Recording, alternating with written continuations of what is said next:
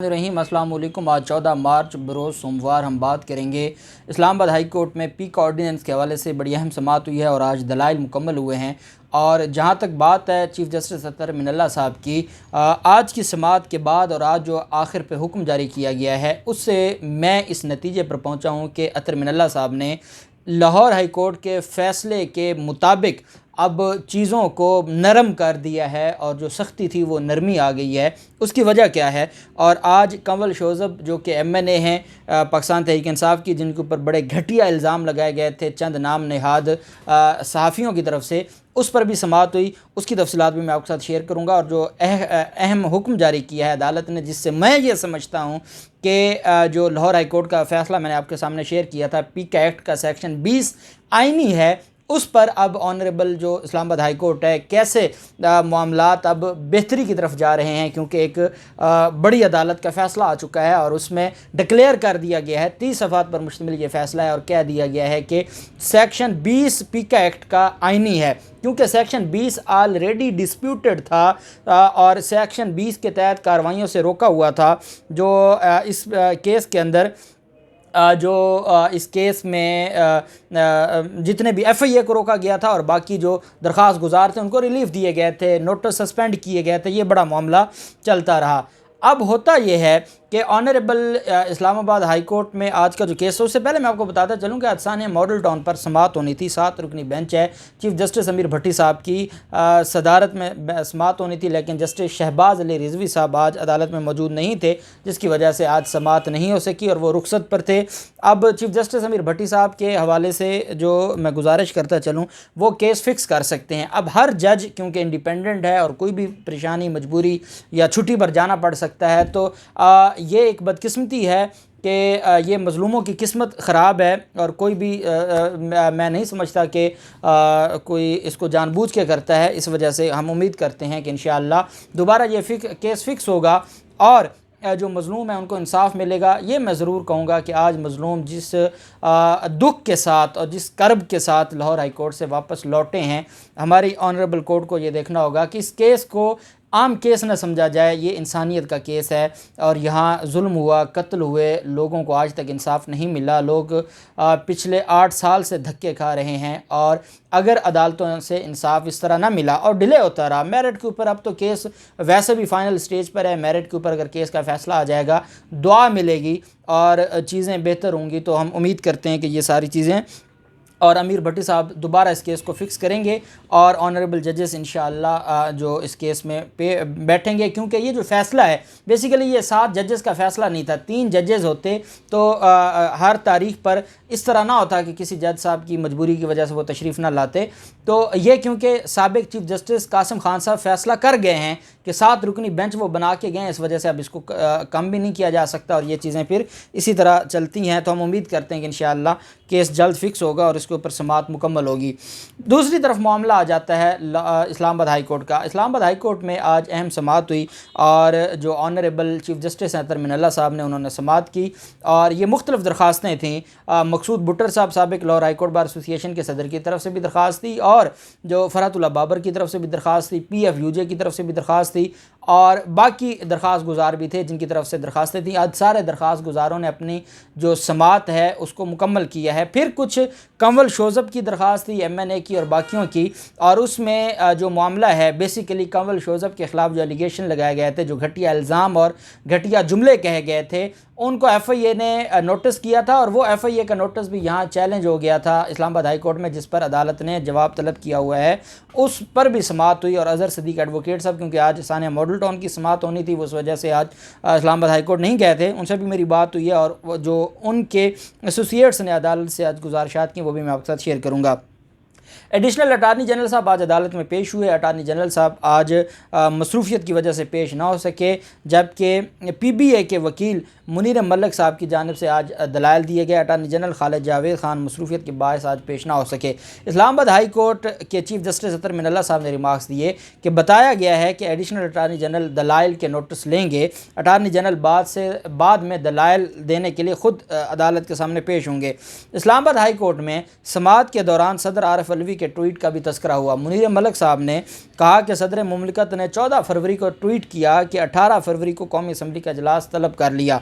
18 फरवरी को सदर पाकिस्तान ने पीका तरमीमी ऑर्डीनेंस जारी कर दिया। सदर पाकिस्तान बता सकते हैं कि क्या इमरजेंसी और हादसात थे कि ऑर्डीनेंस जारी करना पड़ा। पीका की सेक्शन 44A के तहत अदलिया और जज की आज़ादी को मुतासर किया गया। आइन के आर्टिकल 89 के तहत ऑर्डीनेंस जारी करना और का इजरा एग्जेक्टिव पावर है जो अदालती नज़रसानी से मशरूत है। पीका तरमीमी ऑर्डीनेंस ने आइन में दस्तयाब आज़ादी राय और मालूमात तक रसाई के बुनियादी इंसानी हकूक़ को मुतासर किया है। पैमरा कवानीन TV चैनल की खिलाफ वर्जियों पर कम सज़ा तजवीज़ करता है, जबकि पीका तरमीम के बाद सज़ा बढ़ा दी गई। अब इनको तकलीफ़ ये है कि पैमरा एक्ट के तहत जो पहले इलेक्ट्रॉनिक मीडिया के ख़िलाफ़ सज़ाएँ होती थी वो बहुत थोड़ी थी, वो इनको वारा खाती थी, छोटा मोटा फ़ाइन हो जाता था और जो पनिशमेंट तो थी नहीं। इस वजह से उनको ये चाहते हैं कि हमारे ख़िलाफ़ कार्रवाई अगर होनी है तो वो पैमरा के तहत ही हो, क्योंकि वो थोड़ी सज़ाएँ हैं और पीका ऑर्डीनेंस में सज़ाएँ ज़्यादा हैं, इस वजह से हमें इसमें रिलीफ दिया जाए। अब जब अदालत में ये दरख्वास्त की गई और सदर मुमलिकत का जो मामला था उसको देखा गया तो PBA के वकील मुनीर मलिक साहब ने दलाइल देते हुए कहा कि जो PFUJ के वकील आदिल मिर्ज़ा, उन्होंने कहा कि मैं मुनीर मलिक साहब के दलाइल को ही जारी रखूँगा। उन्होंने कहा कि सुप्रीम कोर्ट ने आर्डीनेंस से मुतल्लिक़ एक अहम फ़ैसला दिया है। ये काजी फ़ाज़िसा साहब का जो 2-3 दिन पहले फ़ैसला आया है उसको अदालत के सामने रखा कि ये सुप्रीम कोर्ट का फ़ैसला। और मुनीर मलिक साहब साबिक़ कौंसल भी हैं काजी फ़ाज़िसा साहब के, उन्होंने कहा जी कि बड़ा अहम फ़ैसला आया है और ये फ़ैसला ऑर्डीनेंस का ये बाकायदा जो सारी चीज़ें अगर हम देखते हैं सियाक़ो सबाक़ को तो वो इस्लामाबाद हाई कोर्ट में जो केस पेंडिंग है उसके हवाले से भी बड़ी अहमियत रखता है और वो आप बेहतर जानते हैं।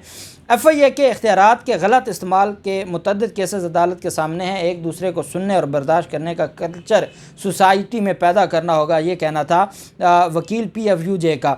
उन्होंने कहा कि जो जिस तरह से ये ऑर्डीनेंस लाया गया है वो जो एक ऐसा लॉ है जिसकी कोई मिसाल नहीं मिलती। उन्होंने कोर्ट में पहले से ज़ेर इल्तवा केसेस पर भी असरअंदाज होने की कोशिश की गई। लगता है कि ये कानून पब्लिक ऑफिस होल्डर के तहफ़्फ़ुज़ के लिए बनाया गया, गिरफ़्तारी के इख्तियारात दिए गए। ये कानून बुनियादी हकूक़ और आइन की बाशिकों से मुतसादिम है, इस वजह से इसको कलअदम करार दिया जाए। इस्लामाबाद हाई कोर्ट के चीफ जस्टिस अतर मिनल्ला साहब ने डायरेक्टर FIA से मुकालमा करते हुए कहा कि हत्या के इज़्ज़त के ज़ेर इल्तवा केसेस में आपने मुतमिन करना है, अदालत को बताना है कि तज़हीक अमेज़ क्या था जो आपने इंक्वायरी शुरू की। जो अदालत में ज़ेर इल्तवा केसेस हैं इनमें अदालत को मुतमईन करें। इसका मतलब क्या हुआ? इसका मतलब हुआ कि ऑनरेबल चीफ जस्टिस अतर मिनल्ला साहब लाहौर हाई कोर्ट के फैसले के बाद इस बात पर वो कन्विंस हो गए हैं कि सेक्शन 20 जिसके तहत FIA कार्रवाई करता है वो गैर आइनी या गैर कानूनी नहीं है। अब मामला ये आ जाता है कि क्या जिनके ख़िलाफ़ केस दायर किए गए या जिन्होंने कोई बात की, क्या वो उनका जो अल्फाज थे वो उस हद तक अमेज़ अल्फाज कहे जा सकते हैं सेक्शन 20 की डेफिनेशन के तहत जिसमें FIA कार्रवाई कर सकता है? मामला यहाँ आ गया।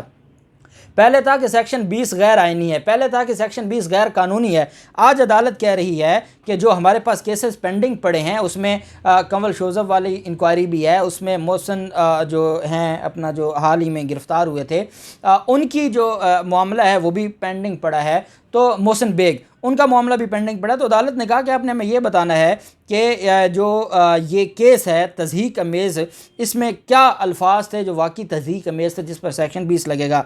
अदालत ने कहा कि ये तासुर दिया जा रहा है कि ये कानून बच्चों और ख़वातीन के तहफ़्फ़ुज़ के लिए है। ख़ातून का केस तो है ही अलग, इनको तो अदालत ने रिलीफ दिया था। मतहत अदालत ने ख़ातून MNA के ख़िलाफ़ मुकदमा दर्ज करने का हुक्म दिया था। उनकी ख़ातून MNA के केस में बताएं कि क्या हद तक अमेज़ था। FIA ने 94,000 शिकायत छोड़कर इस केस पर कार्रवाई की। शिकायत में हद के अमेज़ क्या था? कुछ तो होगा जिस बुनियाद पर आपने कार्रवाई की। डायरेक्टर FIA बाबर बख्त ने कहा कि ये शिकायत आई थी जिसकी बुनियाद पर हमने कंप्लेंट दायर की और उसमें अल्फाज ये थे और जो वीडियो साथ अटैच की गई थी उसमें ये कुछ कहा गया था। इस्लामाबाद हाई कोर्ट के चीफ जस्टिस ने रिमार्क्स देते हुए कहा कि FIA सिर्फ पब्लिक ऑफिस होल्डर्स का तहफ़्फ़ुज़ क्यों कर रहा है। अब चीफ जस्टिस अतर मिनल्ला साहब का इस सारे मामले में ये कहना है कि FIA इस वक्त MNAs MPs जो PTI के हैं, बेसिकली PTI की बात ही हो रही है। मैं खुलकर अगर कहूँ कि आप वज़ीर आज़म के को बचाने के लिए या उनकी इज़्ज़त को बचाने के लिए या मिनिस्टर्स की इज़्ज़त को बचाने के लिए या MP MNAs की इज़्ज़त को बचाने के लिए ही क्यों FIA काम कर रही है, असल का जो कंट्राडिक्शन है और डिस्प्यूट यहाँ पर है। पब्लिक ऑफिस होल्डर्स का फिर से एहतसाब कैसे किया जा सकेगा? फेक न्यूज़ का तोड़ मज़ीद सच्ची खबरें हैं। अदालत ने अटार्नी जनरल को कहा कि वो अदालत में पेश हों 21 मार्च को, और हाई कोर्ट ने अटार्नी जनरल से कहा कि वो 21 मार्च को जवाब दें। और कंवल शोज़ब केस समेत 6 ज़ेर अल्तवा केसेस में किन डेफामेटरी अल्फाज की बुनियाद पर एफआईए ने प्रोसीडिंग शुरू की? अदालत ने डायरेक्टर एफआईए को कहा कि इस पर आप जवाब जमा करवाएं कि कौन से अल्फाज थे डेफामेटरी अल्फाज कि जिनकी बुनियाद पर यह कार्रवाई शुरू हुई। और अगर एफआईए जहां ये कहा गया कि ये वज़ीर आज़म जो हाउस में जो सो कर आई हैं वही ख़वातीन एमएनए बनी हैं, या उन पर इतने वो जिनको कज़फ़ के ज़ुमरे में आते हैं वो इल्ज़ामात लगाए गए हैं, जब ये सारा कुछ लिख के आएगा तो फिर चीफ़ जस्टिस अतर मिनल्ला साहब को पता है कि ये कैसे कार्रवाई होगी। अब ये मामला ख़त्म हो गया कि पीका सेक्शन 20 के तहत एफआईए कार्रवाई कर सकता है या नहीं कर सकता। अब मामला यहाँ आके रुका है कि आया जो ऑनरेबल चीफ जस्टिस हैं अतर मिनल्ला साहब कि एफआईए ने जो कार्रवाई की है क्या वो वाकई कोई उसमें हद तक अमेज अल्फाज थे या नहीं थे। अब मामला यहाँ आ गया। लाहौर हाई कोर्ट का फैसला अजहर सदीक एडवोकेट साहब से जो कंवल शोज़ब के वकील हैं उनसे भी मेरी बात हुई है, वो भी जो ऑनरेबल लाहौर हाई कोर्ट का फैसला है वो अदालत के सामने पेश करने जा रहे हैं। एफआईए जो जवाब जमा करवाने जा रहे हैं उसमें भी लाहौर हाई कोर्ट का फैसला साथ लगाया जाएगा। सिंगल बेंच का फैसला है और ये भी सिंगल बेंच है। फवाद चौधरी ने कहा था कि ये जो पीका ऑर्डिनेंस का मामला है ये एक ऑनरेबल जज ना सुने, इसके ऊपर फुल बेंच बनाया जाए ताकि एक लीगल मैटर है और इसके ऊपर चीज़ें क्लियर सामने है। सिर्फ एक अतर मिनल्ला साहब के पास ये मामला ना हो, एक लार्जर या फुल बेंच बनाया जाए। आज अदालत में जो पीका ऑर्डिनेंस के हवाले से फ़रातुल्लाह बाबर की दरख्वास्त पर समाअत मुकम्मल हुई है। इसके अलावा जो लाहौर हाई कोर्ट बार के सदर मकसूद बुटर साहब हैं उनकी तरफ से जो साबिक सदर उनकी तरफ से जो दरख्वास्त है उस पर भी आज मुकम्मल हुई है। इसमें जो वफाक की जानिब से advocate general Niazullah Niazi, additional attorney general Qasim Wadood अदालत में पेश हुए, और साथ इसमें जो PFUJ के वकील हैं उनकी भी आज समाअत मुकम्मल हुई है। जो बाकी इसमें मुख्तलिफ जो पिटिशनर्स थे उनकी आज समाअत मुकम्मल हुई है। अब सिर्फ अटार्नी जनरल साहब को सुनना है, एफआईए का जवाब देखना है और उसके बाद 21 मार्च को अदालत फ़ैसला करेगी। जो इस्लामाबाद हाई कोर्ट है, हम उम्मीद करते हैं कि अवाम के हक़ में और रियासत के हक़ में फ़ैसला आएगा। अल्लाह पाक पाकिस्तान कामयाब नासिर हो। बहुत शुक्रिया। अल्लाह हाफ़िज़। पाकिस्तान ज़िंदाबाद।